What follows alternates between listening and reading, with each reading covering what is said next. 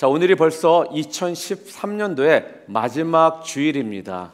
알고들 오셨죠? 예, 마지막 주일입니다. 더 이상 2013년도에는 우리들에게 남아있는 주일은 없습니다. 그렇지만 또 2014년도부터 새롭게 우리들이 또 새 주일을 맞이하면서 아버지 앞에 또한 올 한 해 부족했던 점들이 있었다면 그 부족한 점을 더욱더 채워서 아버지 앞에 나가는 그러한 2014년도를 준비하시는 성도님들 되시기를 주님의 이름으로 축복합니다. 자, 한 해를 돌아보면은 많은 경우 어떠한 시간들을 여러분들이 뒤돌아볼 수 있을까요? 내가 한 해를 뒤돌아보면서 잘했던 부분이 무엇이고 또 내가 계획했던 것이 무엇이고 또 그것을 내가 얼마나 성취하고 이뤘는지를 생각해 보는 시기가 바로 연말인 것 같습니다. 그렇지만 연말은 평가하는 시간도 되지만 또한 새로운 새해를 준비하면서 계획을 할 수 있는 시기가 바로 연말입니다. 우리는 많은 경우 성공했느냐 실패했느냐 아니면 성취했느냐 그러지 못했느냐 이런 것을 연말쯤 되면 한 번씩은 생각해 보게 됩니다. 여러분들은 어떻게 2013년도를 보내셨습니까? 성공하신 한 해를 보내셨습니까? 아니면 후회가 많이 남은 한 해를 보내셨습니까? 오늘 본문 말씀을 통해서 하나님께서 우리들에게 성공이 무엇이고 또한 올바른 방향을 향해 나가는 삶이 무엇인지 그 방향의 중요성에 대해서 우리들에게 말씀을 해 주십니다. 오늘 이 말씀을 통해서 여러분 모두가 더 이상은 성취냐 아니면 후회냐 이러한 질문으로 한 해를 마무리하시는 성도님들이 아니라 내 삶은 처음과 끝이 동일하게 주를 향해 나가므로 분명한 방향을 가지고 사는 그런 삶이었다라고 고백하실 수 있는 성도님들 모두 되시기를 바랍니다. 미국 템플 대학 창시자인 러셀 코웰 박사가 2차 세계대전 후에 미국에서 성공한 사람 백만장자가 된 사람들 4,043명을 대상으로 조사를 했다고 합니다. 그래서 그들을 조사하는 가운데 공통점 세 가지를 발견할 수가 있었는데 첫 번째는 성공한 사람들은 목적이 분명하였다라는 것입니다. 그리고 두 번째로 성공한 사람들은 자신의 목적을 위해서 최선을 다하였다. 그리고 마지막으로 세 번째는 성공한 사람들은 자신의 무지와 한계를 깨닫고 열심히 공부하였다라고 합니다. 이렇듯 성공한 사람들은 본인이 가야 될 그 분명한 목적이 무엇인지를 알았고요. 그 목적을 향해서 그 목적지를 향해서 최선을 다해 한눈 팔지 않고 그 방향을 향해 달려갔던 사람들이 바로 성공했던 사람들의 모습입니다. 그런데 이와 반대로 성공이 아닌 목숨을 잃어버리는 경우도 또한 있었습니다. 1994년도에 미국에서 월드컵이 있었습니다. 그 당시에 콜롬비아 팀이 우승 후보로 부각이 되고 있었습니다. 왜냐하면 월드컵 예선전에서 남미의 강호인 아르헨티나를 홈에서 2대1로 원정에서는 5대0으로 그 팀을 이겼기 때문에 그렇습니다. 또 한 가지 90년도 이탈리아 월드컵에서 28년 만에 처음으로 콜롬비아 팀이 16강에 진출을 합니다. 그러니 1994년도 미국 월드컵은 콜롬비아 전 국민의 기대감 가운데 맞이한 월드컵이었다는 겁니다. 그런데 월드컵이 시작돼서 첫 번째 예선전 1차전에서 콜롬비아는 루마니아 팀에게 3대1로 패합니다. 그리고 2차전 경기가 바로 미국 팀과의 경기였는데 그 미국 팀과의 경기에서 안드레아스 에스코바르라는 이 선수가 자살골로 선취골을 줌으로써 2대1로 그 경기를 패하게 됩니다. 예선 탈락이 그 2차전 경기를 통해 확정이 되자 모든 콜롬비아 국민들은 엄청난 실망과 좌절감을 가지고 그 경기를 지켜봤고 또한 그것 때문에 그 콜롬비아의 그런 마피아 조직이었던 메데인 카르텔이라는 그런 마피아 조직들이 선수들이 귀국하는 즉시 그들을 살해하겠다라고 협박까지 하였습니다. 그래서 에스코바르는 그 자살골 충격 때문에 굉장히 어려운 시간을 보낼 수밖에 없었습니다. 전통적으로 콜롬비아가 굉장히 수비가 강한 그런 팀이었습니다. 이렇게 수비가 전통적으로 강한 팀에 그것도 수비수가 자살골을 넣었다는 것은 국민들에게는 용서하기 힘든 배신과도 같은 그러한 사건인 것입니다. 감독은요, 자기 나라로 콜롬비아로 돌아가지 못하고 에콰도르로 피신을 해버리고요. 또 선수들도 귀국을 주저했지만 바로 에스코바르는 죄책감을 안고도 홀로 귀국한 후 며칠 후에 피살당하게 되었습니다. 이 사람이 실력이 모자라서 자살골을 넣었다고 여러분들 생각하십니까? 저는 이 사람은 분명한 훌륭한 뛰어난 축구 실력을 가지고 있던 선수였다라고 생각을 합니다. 그런데 왜 자살골을 넣었을까요? 이 선수가 실력이 부족해서 자살골을 넣었습니까? 아니라는 것입니다. 바로 엉뚱한 방향의 목표점을 잡고 있었기 때문에 본인 팀 골문으로 그 공을 차 넣었다라는 것입니다. 모든 운동에서 방향이 굉장히 중요하다고 합니다. 방향이 벗어나게 되면 게임들이 굉장히 힘들어진다고 하는데, 특별히 요즘에 한국에 우리 유현진이나 우리 추신수 선수 때문에 굉장히 야구 붐이 일고 있습니다. 추신수 선수가 우리 텍사스 레인저스로 가는 거 알고 계시죠? 그래서 우리가 이제 여기 애나임 와서 경기를 합니다. 아마 많은 분들이 가서 보실 텐데, 추신수 선수가 참 잘합니다. 그러나 이 선수가 아무리 잘하고 잘 쳐도요, 친 공이 수비수 앞으로 간다면 추신 선수는 아웃이 되는 것입니다.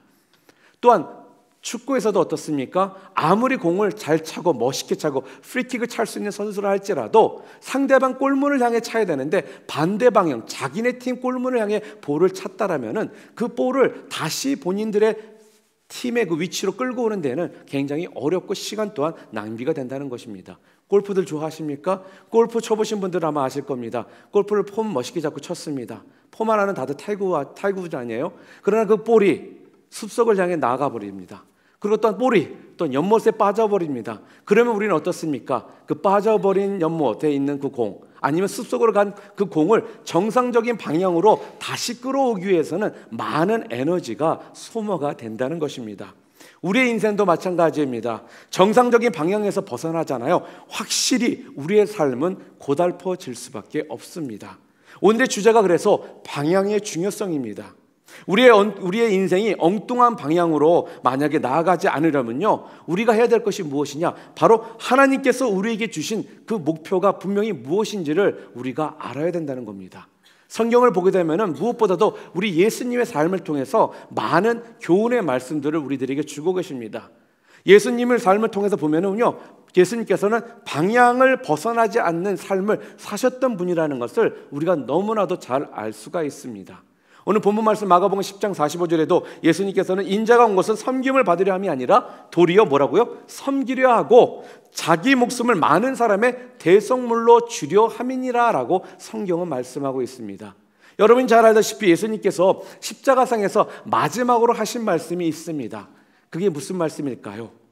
다 이루었다라는 말씀입니다. 솔직하게 말해서 예수님께서 다 이루신 거 맞습니까? 그 땅에는요, 아직도 병든 자들이 많이 남아 있었습니다. 그리고 또한 가르쳐야 될 예수님의 가르침이 필요한 사람들 또한 많이 있었다라는 것입니다. 또한 예수님의 사랑이 필요했던 많은 사람들이 남아 있었는데 예수님께서는 십자가에서 돌아가시면서 뭐라고 했습니까? 다 이루었다라고 말씀하셨다라는 겁니다.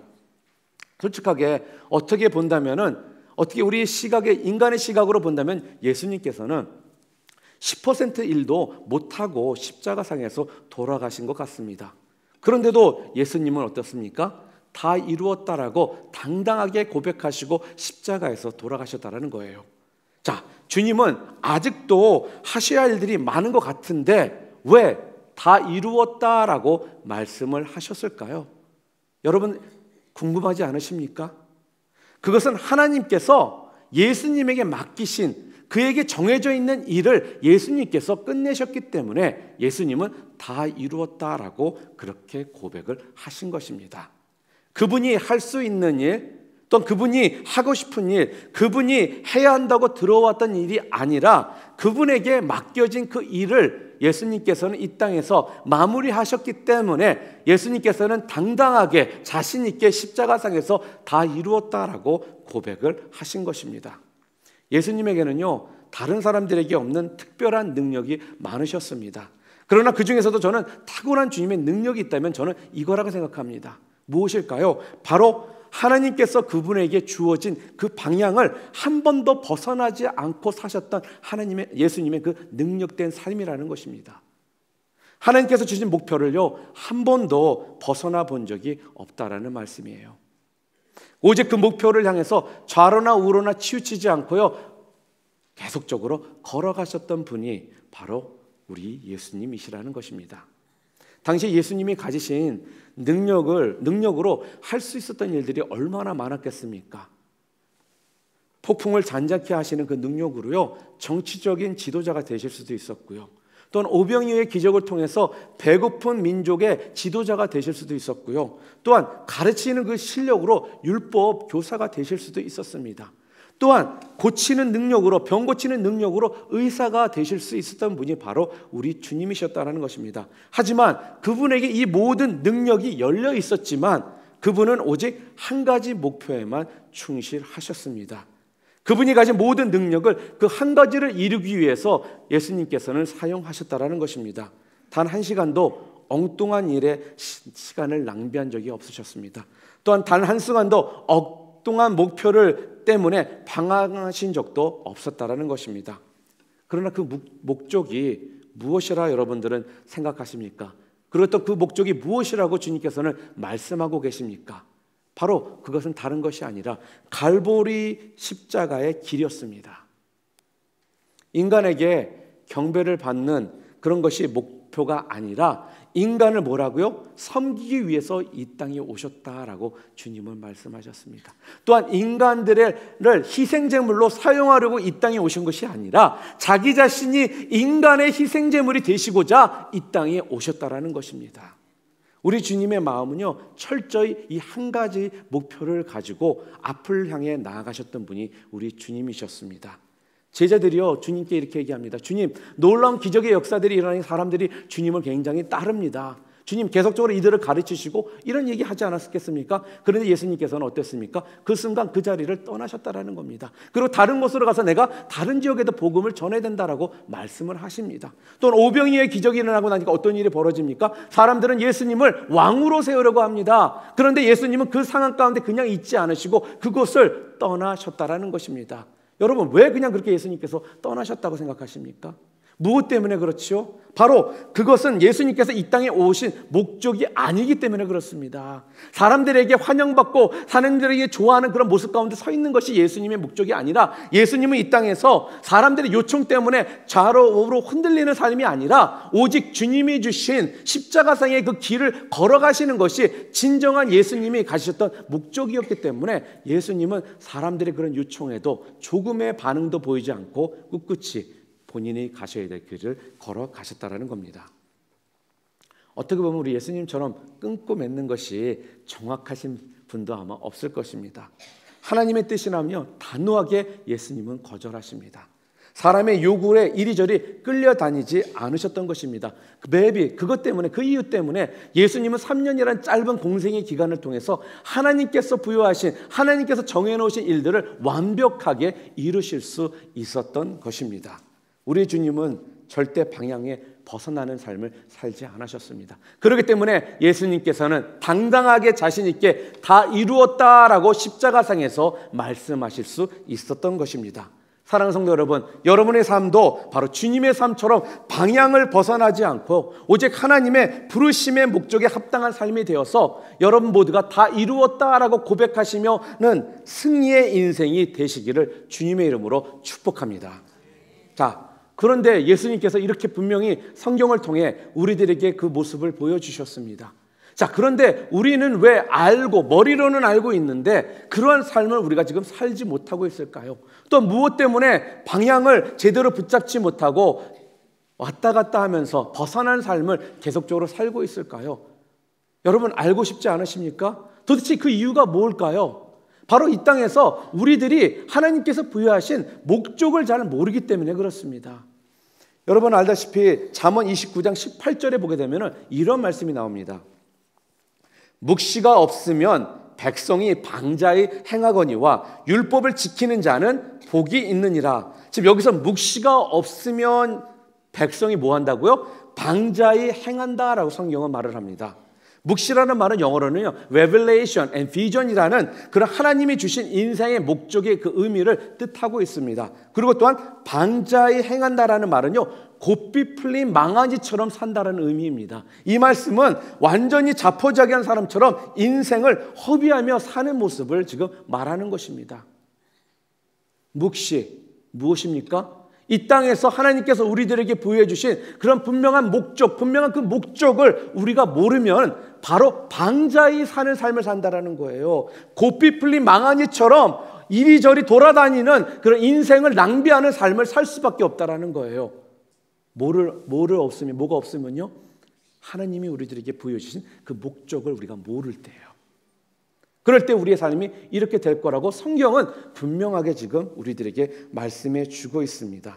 내 인생의 목적을 알면요, 그때부터 우리는 무엇을 해야 될지, 어느 방향으로 가야 될지를 그때부터 알 수가 있습니다. 그러나 반대로 목적을 모르면 그때부터 우리의 삶은요, 굉장히 산만한 삶을 살 수밖에 없게 되는 것입니다. 제가 아는 한 목사님이 계시는데 그 목사님의 삶을 잠깐 얘기해 드리자면은, 제가 그분을 처음 만났을 때가 한 30대 중반이었습니다. 그러나 솔직히 30대 중반이라면 그때부터는 어떻게 해요? 선택과 집중을 해야 되는 그런 시기 아니겠습니까? 그런데 이 목사님은 굉장히 하고 싶은 게 많으신 분입니다. 수영도 하고 싶어 했고요, 배우고 싶어 했고, 테니스, 배드민턴도 배우고 싶어 했고, 또 골프도 배우고 싶어 하는 거예요. 그러다 보니까 하고 싶은 게 너무 많으니까 조금씩 다 시도를 합니다. 그러나 알다시피 이런 분들의 특징이 뭐예요? 오래를 못해요. 6개월도 안 가서 또 때려치고 또 딴 거 시작해요. 그리고 또 지나면 또 그거 했다고 딴 거 하고 있는 거예요. 어느 날 그러시더라고요. 이제 목사지만 그래도 성도들과의 대화를 위해서 일반적인 서적들도 좀 많이 읽어야 되겠다는 거예요. 자, 뜻은 굉장히 좋습니다. 그런데 그런 데에 마음이 빼앗겨서 집중 못하는 삶을 살고 있다 보니까 그분이 해야 될 본인의 목적, 본인이 가야 될 그 길이 무엇이죠? 바로 뭐예요? 그것은 딴 것이 아니라 기도 사역과 말씀 사역에 전무해야 되는 그런 삶을 살아야 되는데, 당연히 다른 곳에 마음이 빼앗겨 있다 보니까 당연히 기도 사역과 말씀 사역이 엉망이 되고 말았습니다. 이제 나이가 40대 중반이 되셨어요. 그런데 아직도 그렇게 살고 있습니다. 제가 보기에는 주님 오실 때까지 그 버릇 안 고쳐질 것 같습니다. 또한 공부를 못하는 사람들의 특징이 또 있습니다. 이 자리에 있는 우리 학부모 중에 자녀가 공부를 못한다, 그럼 오늘 분명히 이 이야기를 듣고 자녀와 깊은 심도 있는 대화를 좀 나누시기를 바랍니다. 공부를 못하는 학생들의 특징이 무엇이냐? 다른 것이 아니에요. 공부를 해야 되는 거는 다 알아요. 물어봐요. 공부해야 된다고 그래요. 그런데 문제가 뭐냐? 뭐부터 공부를 해야 될지는 몰라요. 이 말씀이 뭡니까? 공부를 해야 되는 걸 알지만 이것저것 뒤치다거리고 여러 가지를 보다 보니까 진정 딱 한 가지를 제대로 못하다 보니까 집중 안 된 공부 스타일을 가지고 있으니까 당연히 공부를 못할 수밖에 없는 겁니다. 이런 학생들의 또 특징이 뭔지 아세요? 가장 책상 의자에는 오래 앉아 있어요. 오래 앉아 있는데 성적은 안 나옵니다. 그리고 이제 서로 이제 부모와 자녀 간에 이런 대화가 오가죠. 엄마 아빠 닮아서 그래요. 아니 네 엄마 닮았어. 아니 네 아빠 닮았어. 결과적으로 나오는 결론은 이런 이야기밖에 없다라는 겁니다. 성경에서도요, 죄에 대해서 문자적으로 뭐라고 표현을 하냐면은 관역을 빗나가는 것이라고 성경에서 말씀하고 있습니다. 이게 무슨 말씀입니까? 하나님이 가라하는 그 방향으로 그 길을 가지 않는 것이 죄라는 거예요. 또 한 가지, 하나님이 하라고 하신 그 일을 제쳐두고 엉뚱한 일에 에너지를 쏟고 있는 것이 사악한 일이라는 뜻입니다. 우리가 하나님이 나에게 주신 그 방향을 잃어버리고 또 엉뚱한 방향으로 나아가고 있다면 바로 그것이 죄의 삶 가운데 내 자신을 집어넣고 있는 삶의 모습이라는 것입니다. 여러분 CCC 아시죠? Campus Crusade for Christ. 거기에 보게 되면은 For Spiritual Law라는 북클렛을 굉장히 지체들에게 나눠주고 전도할 때 사용하라고 합니다. 우리 한국말로는 사형리라고 그러죠. 거기에 보면 이런 말이 있습니다. 하나님은 당신을 사랑하시고 당신을 향한 놀라운 계획을 가지고 계십니다라고 말을 합니다. 우리를 향한 놀라운 그 계획을 가지고 계시다고 했는데 그 계획을 버리고 엉뚱한 계획을 세우는 것이 뭐라는 거예요? 죄라는 것이에요. 그런데 이걸 죄라고 생각하지 않는 분들이 또한 있습니다. 이게 문제라는 것입니다. 성경에 보게 되면은 달란트에 대한 그러한 비유가 나옵니다. 주인이 먼 나라로 떠나기 전에 하인들을 종들을 부릅니다. 그래서 한 종에게는 5달란트, 두 번째 종에게는 2달란트, 또 마지막 세 번째 종에게는 1달란트를 맡기면서 이걸 가지고 장사를 하라고 합니다. 그랬더니 5달란트와 2달란트를 받은 그 종들은 그걸 가지고 장사를 해서 또 5달란트와 2달란트를 남깁니다. 그러나 1달란트를 받은 그 종은 어땠습니까? 그것을 땅에 묻어둡니다. 그리고 주인이 왔을 때 그것을 꺼내서 주인한테 갖다 주었더니 주인이 그 종을 뭐라고 말합니까? 악하고 게으른 종이라고 책망하며 심판했다고 성경은 말하고 있습니다. 그런데 여러분, 그 종도 그렇게 자기 자신이 악하고 게으른 종이었다라고 생각할까요? 저는 그렇게 생각지 않습니다. 아마 그에게는 주인이 시킨 일보다 더 중요한 일들이 많이 있었던 것 같습니다. 그래서 그것만 하는 것보다는 자기에게 중요하다고 하는 일들을 하는 것이 본인에게도 또한 필요하다라고 생각을 했을지도 모릅니다. 주인이 시킨 일만 하지 않았을 뿐 어떻게 보면 다른 일에 정말 열심히 바쁘게 했을지도 모른다는 것입니다. 그런데 그 주인은 그 종에게 뭐라고 말합니까? 악하고 게으른 종이라는 거예요. 왜 그랬습니까? 이것이 바로 우리 인생을 상징하고 있습니다. 무슨 말씀입니까? 여러분과 저의 인생에는요, 하나님의 목적을 이룰 시간만 주어져 있다라는 것입니다. 이 목적을 잊어버리고 엉뚱한 일로 여러분이 바쁜 인생 살았다면 아무리 여러분들이 열심히 산 인생, 세상적으로 봐서 성공한 인생일지라도 여러분은 뭐예요? 악하고 게으른 종의 삶을 산 것입니다. 사랑하는 성도 여러분, 꼭 기억하시기 바랍니다. 목적을 분명히 붙드셔야 됩니다. 그리고 목적을 알았다면 그 방향을 벗어나지 않는 삶을 사셔야 됩니다. 만약에 목적을 알고 방향을 벗어나는 삶을 살았지만 그것에 여러분이 살면서 실패했다 할지라도 여러분이 그걸로만 여러분이 끝나는 것이 아니라 성경의 말씀처럼 여러분은 악하고 게으른 종이 된다는 거예요. 하나님이 주신 목적보다 다른 목적이 더 중요한 인생은요, 단지 실패자의 인생으로 끝나는 것이 아니라 악하고 게으른 종의 인생으로 끝나게 되어 있다는 거죠. 그래서 우리는 분명한 방향을 붙잡고 살아야 되는 것입니다. 하나님의 목적이 무엇인가를 잘 알고 거기에 집중하는 인생을 살아야 되는 것입니다. 거기에 바로 진정한 승리가 있고요, 거기에 바로 진정한 성공이 있고요, 거기에 바로 진정한 영광이 있기 때문에 그렇습니다. 사랑하는 성도 여러분, 분명한 목적을 통해서 방향을 잃어버리지 않고 착하고 충성된 종의 삶을 살아가시는 여러분들 모두 되시기를 주님의 이름으로 축복드립니다. 자, 그렇다면 오늘 성경을 통해서 우리가 아는 것이 무엇입니까? 방향의 중요성이 얼마나 중요한지를 알았습니다. 그 예가 누구였습니까? 바로 우리 예수님의 모습이었습니다. 예수님은 끝끝내 다른 것에 마음을 빼앗기지 않으시고요, 다 이루었다라고 자신 있게 고백할 수 있을 정도의 그 삶을 사셨다라는 것입니다.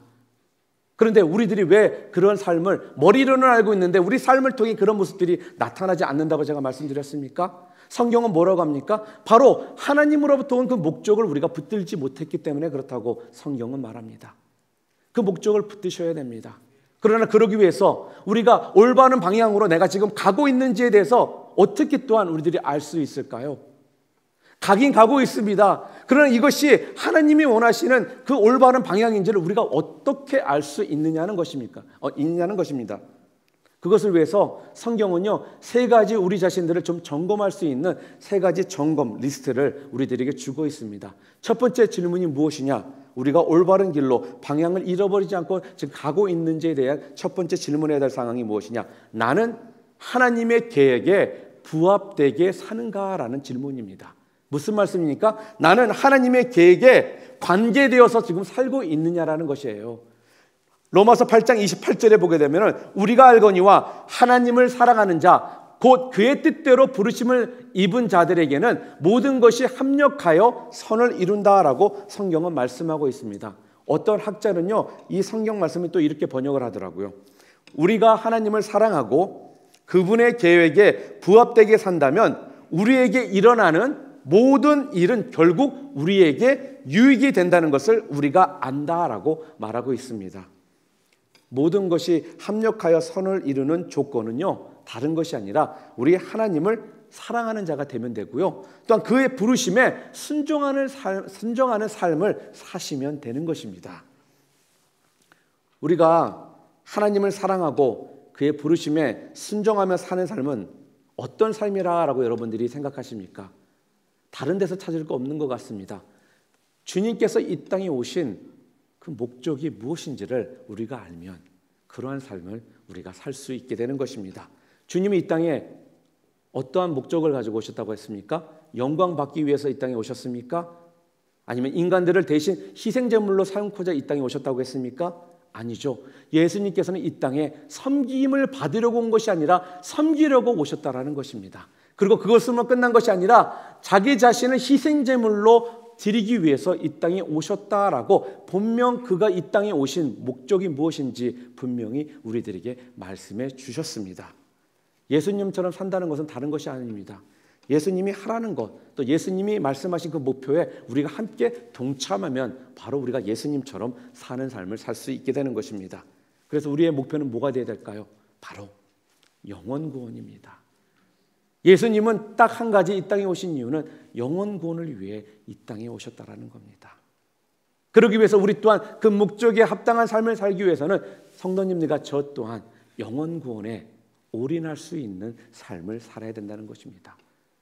여러분이 이 땅에 사시면서 꽤 좋은 여러 가지 일들로, 다른 일들로 좋은 성과들을 올리시며 살았다 할지라도 영혼 구원이나 교회를 세우는 일에 별로 열매가 없다면 그 인생은 실패한 인생이 되는 것입니다.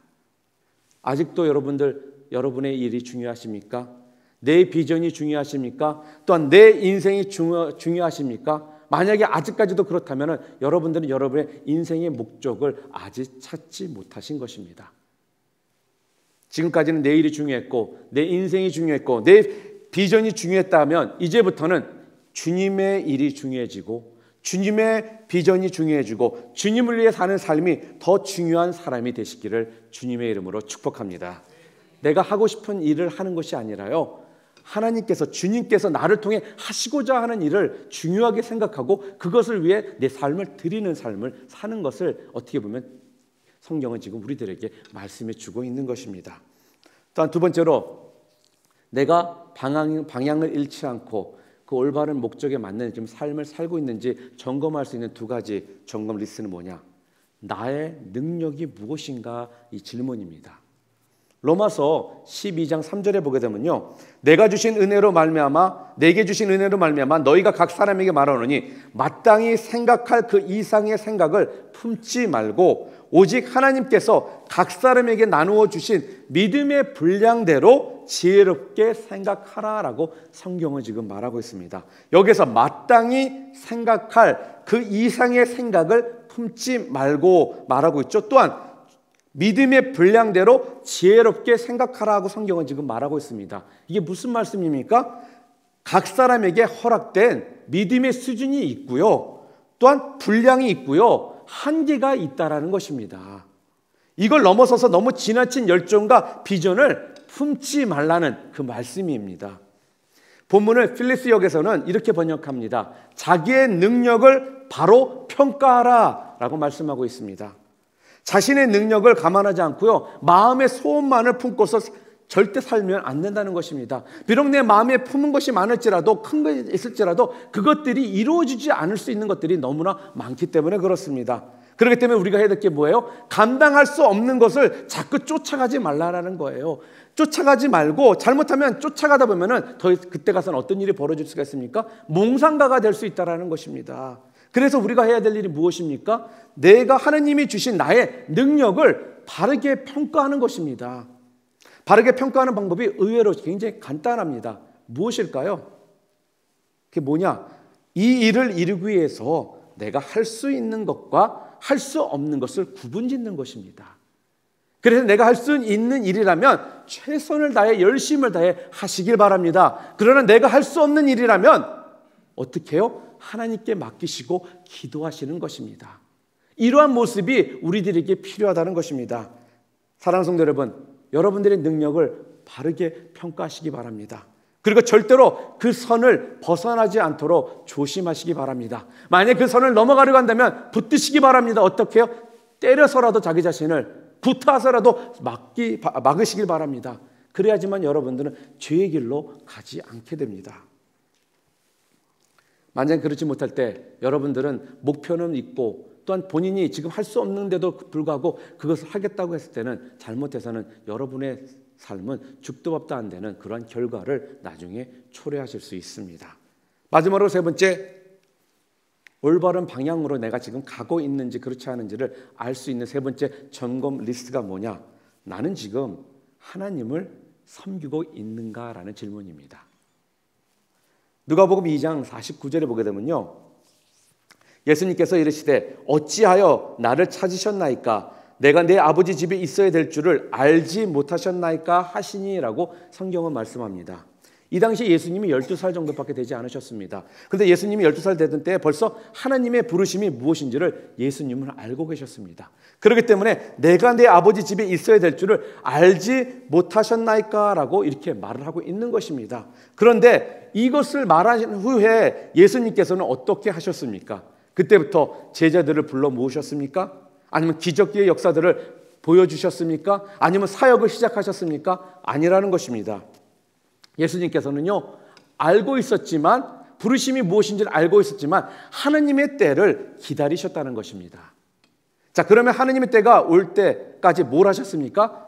누가복음 51절에 보게 되면 예수께서 함께 내려가사 나사렛에 이르러 순종하여 받드시더라라고 성경은 말합니다. 무슨 말씀입니까? 바로 그때까지 철저하게 자기 자신을 준비하신다는 것입니다.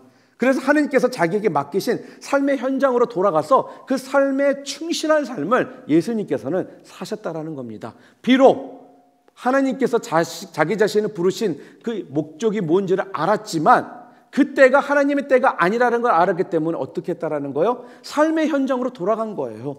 그래서 거기에서 내가 할 수 있는 최선의 모습으로 그때를 기다리며 살았다는 것입니다. 삶의 현장으로 돌아가서 여러분, 가족들을 사랑하시기 바랍니다.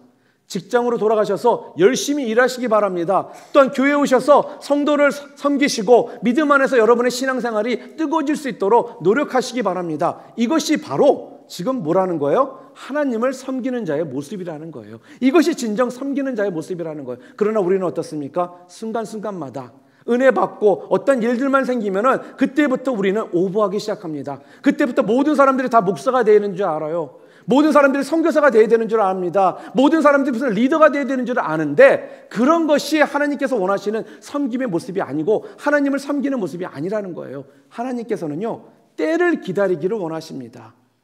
그 때를 기다려서 그때가 돼서 영혼 구원을 위해 네 삶을 드리라는 거예요. 그러나 그때까지는 어떻게 하라는 거예요? 너의 삶의 현장으로 돌아가서 너의 가족들을 사랑해주고 직장에서 열심히 일하고 교회에서 열심히 봉사하며 그 때를 기다리는 것이 너희들이 나를 섬기는 거라고 지금 말씀하고 계십니다. 이 말씀 여러분 분명히 붙드시기 바랍니다. 그래야지 여러분들이 사고 안 칩니다. 우리 크리스천들이 너무 사고 많이 치지 않아요? 순간적인 그 상황에 못 이겨서 본인한테만 이런 일이 벌어지는 걸로 착각하고 내가 꼭 해야 된다라는 이런 생각에 우리들은 이런 일들을 벌릴 수 있다는 거죠. 그러나 성경은 어떻습니까? 기다리라는 겁니다. 언제를요? 하나님의 때를 기다리고 현장으로 돌아가서 그 현장의 삶 가운데 충실한 삶을 살라는 것입니다. 52절에도 누가 보면 이렇게 성경은 말을 합니다. 우리 주님은 지혜와 키가 자라가며 하나님과 사람에게 더욱 사랑스러워 가셨더라라고 말씀하고 있습니다. 이 말씀이 뭡니까? 예수님의 삶은요, 다른 주변 사람들에게 밉상이 아니었다라는 거예요. 예수님이 부모님의 말씀을 잘 받들어 섬기고 또 그런 모습들이 하나님께 또 사람들에게 어때요? 더욱 사랑스러운 모습으로 비추어지기 시작했다는 겁니다. 이게 바로 우리 삶을 통해 예수 그리스도의 삶을 증거하는 삶인 거거든요. 이게 진정 우리들이 해야 되는 모습이라는 것입니다. 사람들에게 밉상같이 굴고 사람들에게 밉보이는 삶이 어떻게 예수 그리스도의 그런 복음을 증거하는 자의 삶을 사는 모습이라고 우리 말할 수 있겠습니까? 예수님도 현재 본인의 상황에 돌아가셔서 어머니 아버지의 말씀에 순종하고 또한 충실된 삶을 살면서 하나님이 부르실 그 때를 기다리셨다는 겁니다. 그렇다고 해서 너무 현실에만 잡혀 살라는 그런 뜻은 아닙니다. 가정에서나 직장에서나 교회에서나 기다리시기 바랍니다. 그렇지만 하나님의 부르심이 분명히 있다면 그때는 예수님처럼 제자들처럼 모든 것을 버리시고 따를 수 있는 여러분 모두 되시기를 주님의 이름으로 또한 축복드립니다. 그러한 삶을 살아가는 분들이 진정 하나님의 부르심에 순종하여 내 인생 전부를 드리는 헌신된 사역자의 삶이 되는 것입니다. 주님이 보여주신 모범처럼 너무 극단적인 열정이 끌려다니시지 마시고 현실에 충실하셔서 영혼 구원을 위해 최선을 다하시는 우리 성도님들 모두 되시기를 주님의 이름으로 축복합니다. 말씀을 맺기를 원합니다. 인생의 마지막 종착점에 이르렀을 때 과연 누가 여러분 상을 받을 것 같습니까? 바로 주님이 나에게 주신 그 목적을 향해 온전히 한 방향을 향해 걸어갔던 사람들이 곧 마지막에 상을 받는 사람들입니다. 여러분들은 어떠십니까? 제가 오늘 여러분들에게 어떻게 사는 삶이 그러한 삶이라고 말씀드렸습니까? 바로 뭐라고 말씀드렸습니까? 방향을 잃어버리지 않는 삶이라고 말씀드렸습니다. 방향을 잃어버린 채 이리저리 끌려다니는 인생이 되어서는 안 된다고 말씀드렸습니다. 그러기 위해서 여러분들이 꼭 기억하실, 다시 한번 말씀드리면 이 세 가지 점검 리스트를 여러분들이 꼭 기억하셔서, 첫 번째로 내 인생의 궁극적인 목표는 바로 하나님의 계획과 부합되는 삶을 살고 있는가, 관련되어 살고 있는가를, 이 질문을 여러분들이 꼭 하시기 바랍니다. 그것이 무엇이라 말씀드렸습니까? 바로 영혼 구원이라 말씀드렸습니다. 두 번째로 그 일을 이루기 위해서 자기에게 주어진 하나님의 능력이 무엇인지를 우리는 분명히 알아야 됩니다. 나의 가능성뿐만 아니라 나의 한계를 정확히 분석하고 나의 한계를 넘는 일을 하지 않도록, 무모한 일을 하지 않도록 내 자신을 올바른 길로 갈 수 있게 만드는 것이 바로 나의 능력을 아는 것이라 말씀드렸습니다. 마지막으로 현재 나에게 주어진 현실 속에서 그 현실에 충실하며 그 속에서 믿음을 키워가시며 하나님의 때를 기다리시면서 영혼 구원을 위해 놀랍게 쓰임받는 여러분 자신이 될 수 있도록 기다리시고 그 삶 가운데 하나님을 온전히 섬기시는 삶을 살 때 그 모습이 바로 예수님께서 이 땅에 오셔서 다 이루었다라고 고백하시면서 승리의 인생을 사셨던 그 예수님 그 모습, 또한 여러분과 제가 따라가야 될 그 모습이다라는 것입니다. 사랑하는 성도 여러분, 여러분의 마음이 초점이 분명한 마음이 되고 여러분의 삶이 방향을 벗어나지 않는 삶이 되셔서 하나님과 사람들에게 사랑받으시고 믿음이 놀랍게 성장되는 놀라운 축복의 주님의 백성들 모두 되시기를 주님의 이름으로 축원드립니다.